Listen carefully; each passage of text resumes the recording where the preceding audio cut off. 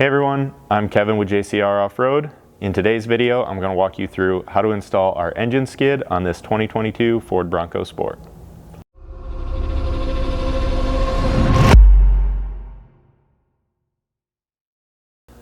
So we're going to begin with the removal of this factory engine splash shield. To start out on that, there's going to be two clips, one up here on each side, that need to be removed. For that, you can use a flat blade screwdriver if you don't have a set of these clip removal pliers.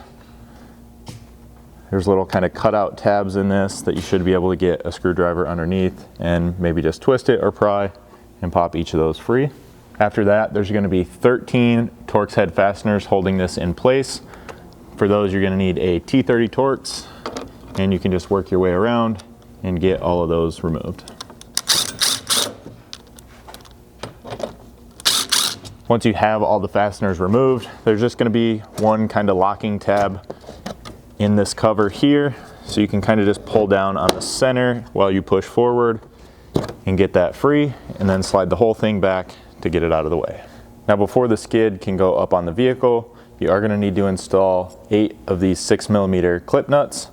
So 4 of them are going to go here for the oil filter access door.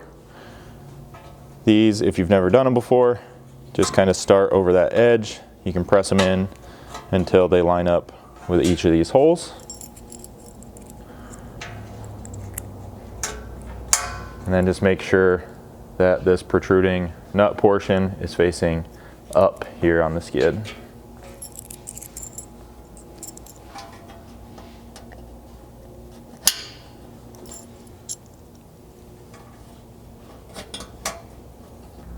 So the next 4 of these are going to go out along this front flange. Now, if you're working on a Badlands model, you're going to be using the 2 innermost holes here. Then you're going to skip one and jump to this kind of outside corner hole up here. So your 4 are going to be here, here, here, and here. With all other models, you're going to be using the 2 innermost holes on either side of the skid, or the 4 innermost holes along that front flange. Now, these 2 center holes are actually going to be a slot cut out in this front flange. That's just going to be for compliance, so you can get these lined up when you're placing this up on the vehicle. Once you have all 8 of those in place, this skid is ready to be installed. Now, with the splash shield out of the way, there's going to be just a little bit of prep work that needs to be done here on the vehicle before our skid can go in place. Now, you're going to see a bunch of these little factory kind of clip nuts that are left in place once that comes down. You're going to want to save and leave in place these 2. They're kind of the second one back in line here on either side, and the rest are going to need to be removed. So you're going to have one here, here, here, one in the center, and then same thing down this side. These you should be able to get behind with just a flat screwdriver and kind of pry them out.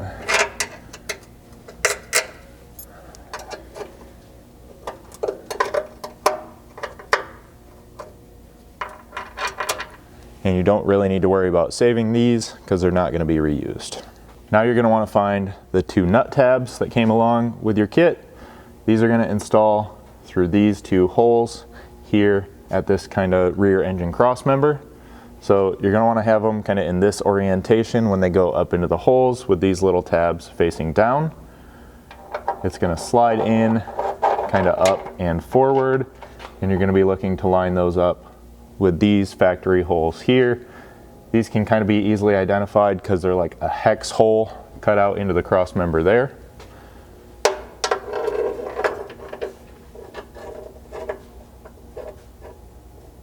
Once you have those in place, just leave them lined up with those holes, and then you'll install the bolts to those with the skid in place.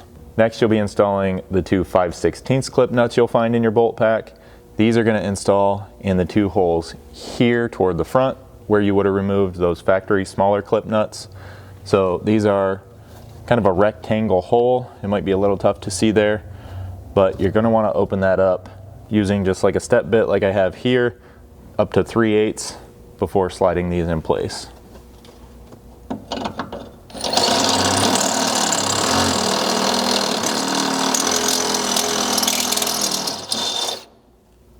Then, just like the smaller 6mm clip nuts, you can start that over the edge and simply push it back and line it up with that hole.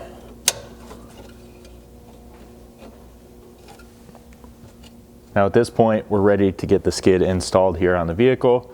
So I'm using a trans jack with the vehicle up high on the hoist. If you're doing this on the ground in a driveway or something, you can easily do the same thing using a floor jack. So basically it's just gonna be a matter of getting this up here and lining it up with all the corresponding bolt holes, making sure as you're going up into place that this front flange winds up above this factory lower bumper area.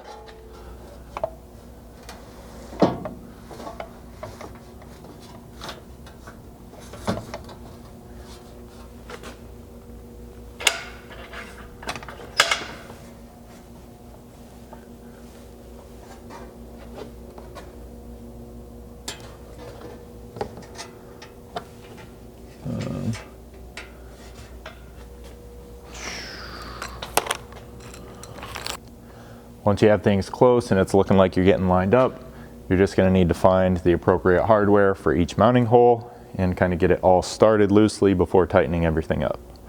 So here along the front, you're going to want a 6mm button head bolt and the corresponding washer.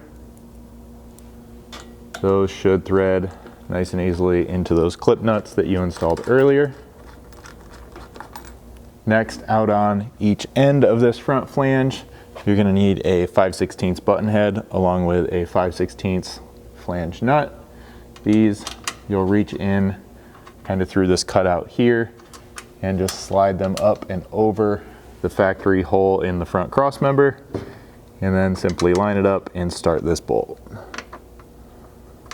Then working our way back to the next set of holes, again you'll need a 5/16 button head. These are going to be lining up and installing into those clip nuts that you put in place before the skid went up.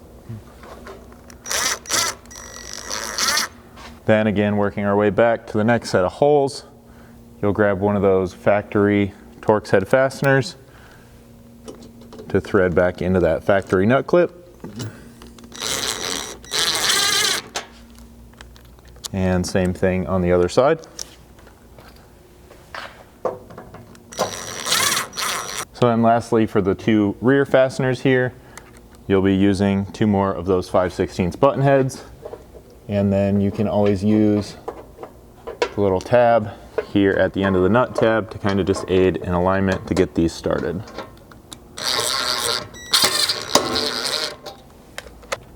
Once you have all that mounting hardware started, you can go ahead and tighten everything up.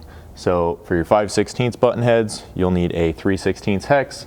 Obviously the T30 you used on those factory screws, and then for the front 6mm screws, you'll need a 4mm hex. Now the last thing to install is going to be this front access cover, and I do want to talk just briefly about why this is here. So we made this a nice large cutout to give you full access to the oil filter up through here, just for ease of access and draining during the oil change process. You're also going to see the cutout back here that'll allow you access to the oil drain plug on the engine oil pan. So that should just make things significantly easier than even that factory splash guard, which would have to be removed every time you did an oil change. Now you've already got the clip nuts on here that you installed earlier, so you're just going to need to find 4 of these 6mm button heads once again, line it up with those clip nuts, and thread these in place. Then again, just your 4mm hex to tighten these up.